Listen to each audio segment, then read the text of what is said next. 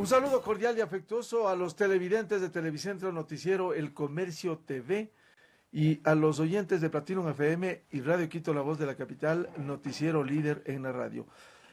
Esta semana se reanudan las actividades legislativas y de fiscalización de la Asamblea Nacional. Hubo la vacancia legislativa por mandato legal y ahora llegan con algunos desafíos urgentes, uno de ellos el económico.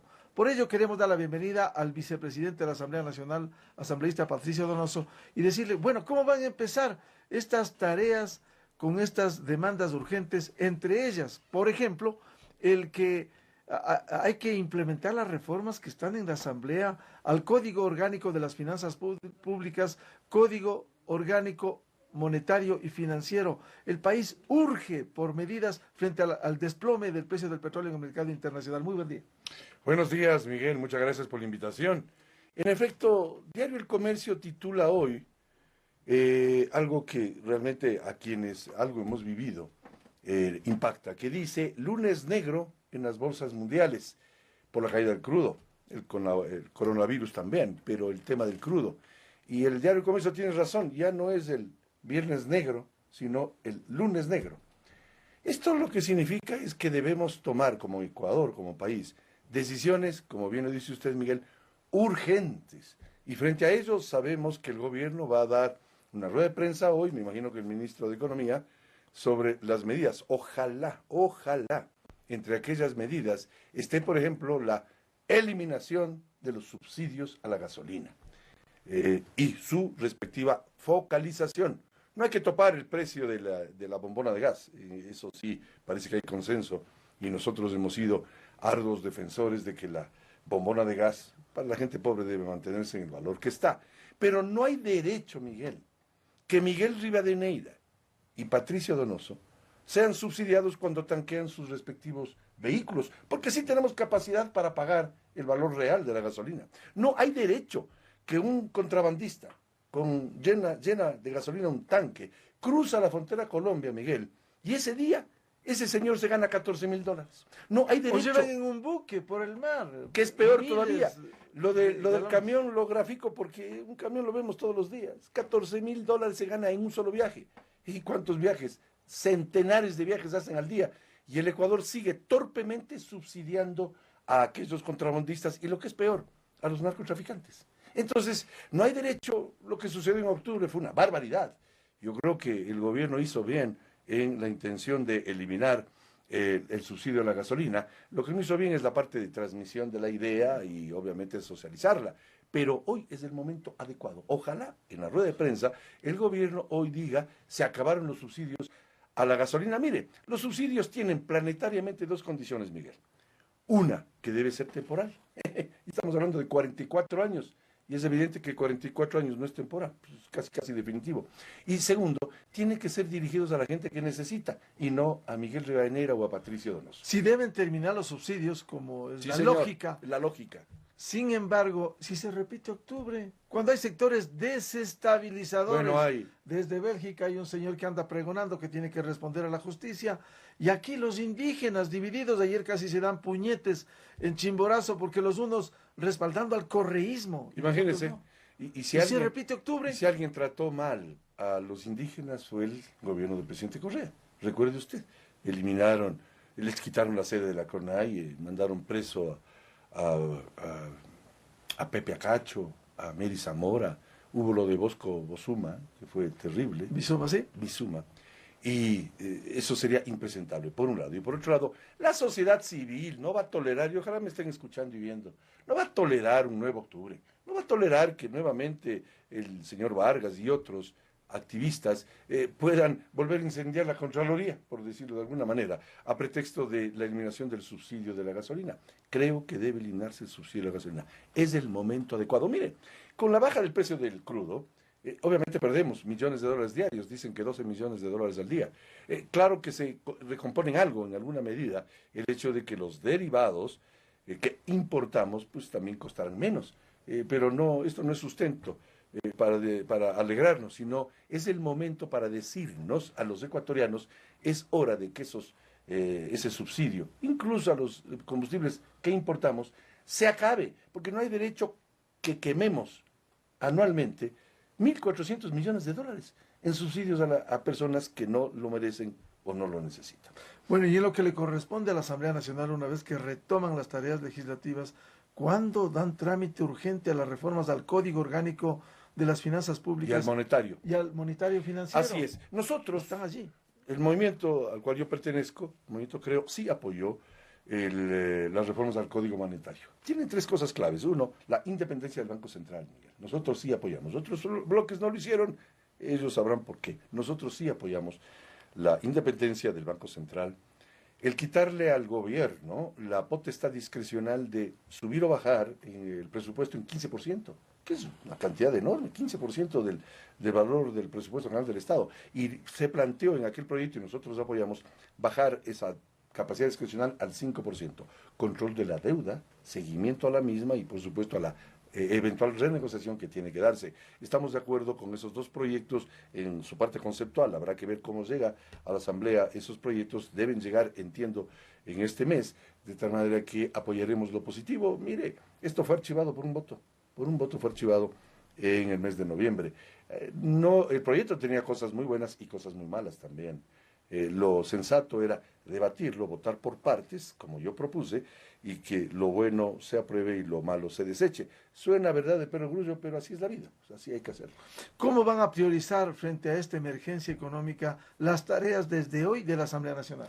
Uno, el tema de estos dos proyectos que acabamos de hablar, y hay otro que es básico, mi estimado Miguel, que es las reformas profundas al Código del Trabajo.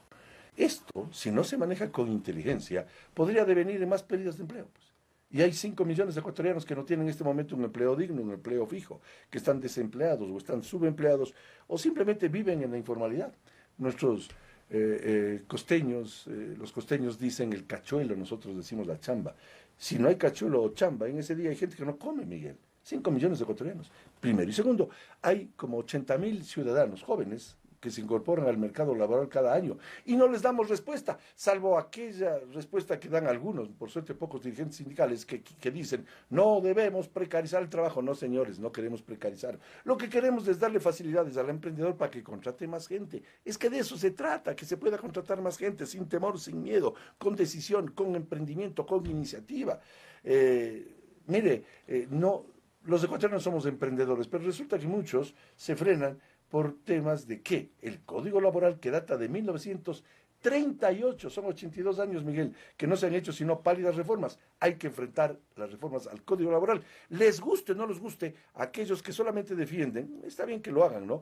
Defienden los derechos de los trabajadores, que está bien. Y los derechos de los no trabajadores, los que no tienen empleo. Y es hora de que nos preocupemos por ellos y no por la estabilidad de 4 dirigentes sindicales. Ahora, la reforma laboral deberá venir del Ejecutivo. Sí, y si no viene, dialogar para que se agilicen los procesos. Así es, y el gobierno a través de ustedes, los periodistas, hemos conocido, y en octubre ya se lo conoció, ustedes lo dijeron, llegaron a ciertos acuerdos con ciertos buenos dirigentes sindicales en el tema del trabajo a tiempo parcial, que luego se aprobó en la ley de emprendimiento, temas diferentes de contratación para facilitar precisamente la contratación. Si en torno a Radio Quito no existiese una farmacia, sino 2 farmacias, habría el doble de ofertas de fuentes de trabajo y empleo. Y si en lugar de 2 ferreterías hubiesen 4 ferreterías, cosa igual. Por lo tanto, debemos activar el empleo y el emprendimiento. Mire, el sector privado genera el 92% de los empleos en este país. Y lo digo con conocimiento de causa. Yo presidí el Comité Empresarial Ecuatoriano. Sé de lo que estoy hablando. Ya es hora de que algunos permitan no solamente que se debata el Código del Trabajo, sino que se lo reforme como lo hicieron colombianos y peruanos, que han acrecentado sus fuentes de trabajo y empleo, mientras nosotros hemos perdido. ¿Qué otros temas tienen en agenda al volver a las curules? Hay uno muy importante, clave diría yo, que es la reforma o derogatoria de 2 perversos artículos de la ley de minería, de mi autoría. Yo propuse esto en el periodo anterior, me lo archivaron, esa mayoría enorme que tenía Alianza País, de 100 legisladores, archivaron sin debate mi proyecto de ley, que lo explico en 30 segundos de lo que se trata. Hoy está reactivado, está listo para el segundo debate. ¿Qué pretendo yo?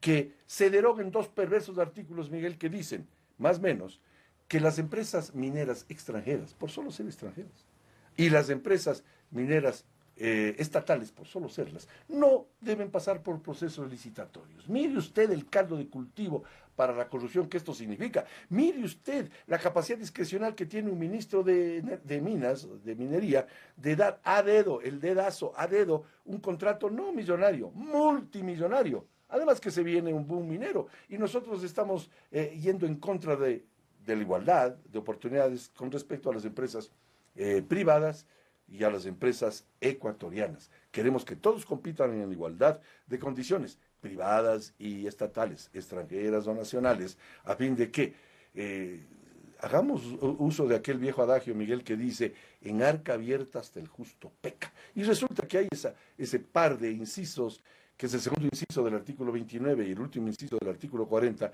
de la ley de minería. Estoy a punto, y digo estoy porque yo soy el proponente y el ponente además, a punto de aprobar esa ley, que de ser ley, podríamos replicar a todas las áreas estratégicas y evitar todo lo que ha pasado en los pretéritos años. Ahora, hay otros temas que están pendientes en la Asamblea y en el Consejo de Administración de la Legislatura del CAL.